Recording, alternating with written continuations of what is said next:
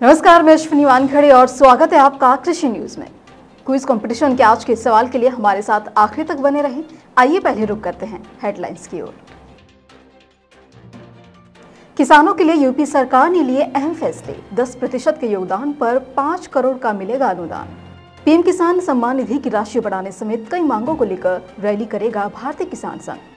बस्तर के किसानों का अनोखा तरीका, एक ही खेत में कर रहे धान और कई फसलों की खेती। कृषि उत्पाद बनेंगे अब बिहार के जिलों की पहचान, रोहतास बनेगा टमाटर की खेती का गढ़। झारखंड में गाय भैंस की खरीद पर महिलाओं को मिलेगी 90% की सब्सिडी, पुरुषों के लिए भी है खास स्कीम। किसान ड्रोन से करेंगे खेती, बेयर ने किया ड्रोन के कमर्शियल प्रयोग की शुरुआत का ऐलान। आइए अब विस्तार से खबरों की ओर रुख करते हैं। योगी सरकार ने 13 अक्टूबर को कैबिनेट बैठक के दौरान करीब 30 प्रस्तावों पर मुहर लगा दी है। बैठक में किसानों से जुड़े कई अहम मुद्दों पर फैसले लिए गए।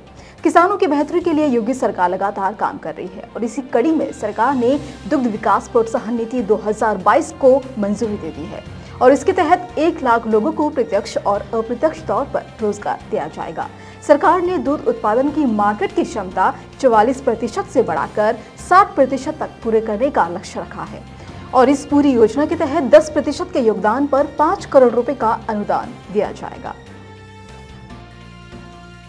कृषि और किसानों की समस्याओं को लेकर किसान संगठन मुखर है, जिसमें फसलों के न्यूनतम समर्थन मूल्य तय करने समेत कई मांगों को लेकर लंबे समय से किसान संगठन आंदोलित हैं और इसी कड़ी में भारतीय किसान संघ ने कृषि उत्पादों से जीएसटी खत्म करने, पीएम किसान सम्मान निधि के तहत किसानों को दी जा रही राशि में बढ़ोतरी करने और लागत के आधार पर फसलों का लाभकारी मूल्य तय करने की मांग को लेकर दिल्ली में किसान रैली करने का ऐलान किया है।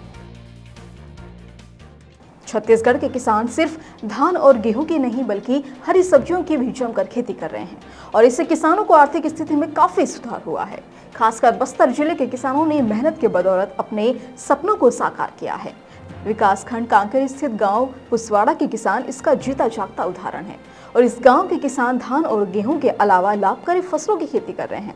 उनके द्वारा सुगंधित धान की खेती के साथ खेतों के मेड़ में अरहर भी बोया गया है। साथ ही बड़े पैमाने पर किसानों द्वारा साग सब्जी की खेती की जा रही है, जिससे उन्हें अच्छी आमदनी प्राप्त हो रही है।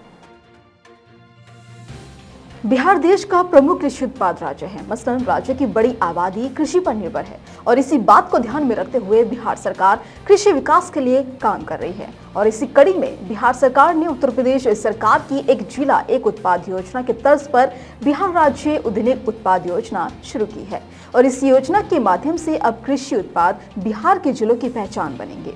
मसलन राज्य सरकार बिहार राज्य औद्योगिक उत्पाद योजना के तहत एक जिले के एक कृषि उत्पाद के उत्पादन को बढ़ावा देने की योजना बना रही है, जो किसानों के लिए बेहद ही फायदेमंद साबित हो सकती है, जिसके तहत रोहतास राज्य में टमाटर की खेती का गढ़ बनेगा। आज के समय में दूध व्यवसाय कई लोगों के लिए एक बड़ा कमाई का जरिया बन गया है। ऐसे में राज्य सरकारें भी इसको बढ़ावा देने के लिए नई नई योजनाएं पेश कर रही हैं और इसी कड़ी में झारखंड सरकार ने भी दुधारू पशु की खरीद पर महिलाओं को 90% की सब्सिडी देने का ऐलान किया है और इस सब्सिडी का लाभ निरक्षित और विकलांग महिलाएं, विधवाएं और निसंतान दंपति ले सकती हैं और इस योजना का मुख्य उद्देश्य ऐसे लोगों को आजीविका कमाने में मदद करना है। इसके अलावा हेमंत सरकार ने आर्थिक रूप से कमजोर वर्ग के लाभार्थियों को भी सब्सिडी देने का ऐलान किया है, जिनमें उन्हें 75% की सब्सिडी दी जाएगी। स्वास्थ्य और कृषि से संबंध लाइफ साइंस के क्षेत्र की अग्रणी वैश्विक कंपनी बेयर ने इस साल खरीफ सीजन में कृषि कार्यों के लिए ड्रोन के वाणिज्य प्रयोग की शुरुआत का ऐलान किया है। चरणबद्ध तरीके से धान, कपास, सोयाबीन, मक्का और बागवानी की फसलों की सुरक्षा के लिए ड्रोन की सेवाएं उपलब्ध करवाई जाएंगी। बेयर कृषि ड्रोन प्रयोग की तकनीक विकसित करने, इंटरनल ट्रायल शुरू करने और रेगुलेटरी डाटा जुटाने के लिए विश्वविद्यालयों और शोध केंद्रों से गठजोड़ करने वाली पहली कंपनी है। हरियाणा में पराली जलाने वाले किसानों के ऊपर कार्रवाई की जाएगी। दरअसल गुरुग्राम प्रशासन ने ये कहा है कि यदि कोई भी किसान पराली जलाते हुए पकड़ा जाता है तो उसके ऊपर 2500 रुपए प्रति एकड़ के हिसाब से जुर्माना लगाया जाएगा। गुरुग्राम प्रशासन ने ये फैसला इसलिए लिया है ताकि आने वाले दिनों में प्रदूषण को बढ़ाने से रोका जा सके। गुरुग्राम के उपायुक्त निशांत यादव ने कहा कि मैं जिले के किसानों से फसल अवशेषों को न जलाने का आग्रह करता हूँ, क्योंकि इससे प्रदूषण बढ़ेगा और लोगों को सांस लेने में समस्या होगी। तो वहीं भारत के कई राज्यों में 3 से 4 दिनों तक लगातार चल रही बारिश अब बंद हो चुकी है। मौसम विभाग के मुताबिक उत्तर प्रदेश के ज्यादातर जिलों में आसमान साफ रहेगा, तो वहीं राजस्थान में भी बारिश होने के आसार नजर नहीं आ रहे हैं। और आज एफटीबी ऑर्गेनिक के क्विज कंपटीशन में आपके लिए सवाल है कि म्यांमार में की जाने वाली स्थानांतरणशील कृषि को और किस नाम से जाना जाता है। और आपके ऑप्शन है नंबर 1 तमराई, नंबर 2 कैंगिन, नंबर 3 तुंगिया और नंबर 4 इनमें से कोई नहीं। तो देरी किस बात की, फटाफट से आप हमें इसका जवाब आपकी स्क्रीन पर दिख रहे मोबाइल नंबर 8800023204 पर SMS कर बताएं और जीतें एफटीबी ऑर्गेनिक के डिस्काउंट कूपन्स और ढेरों इनाम।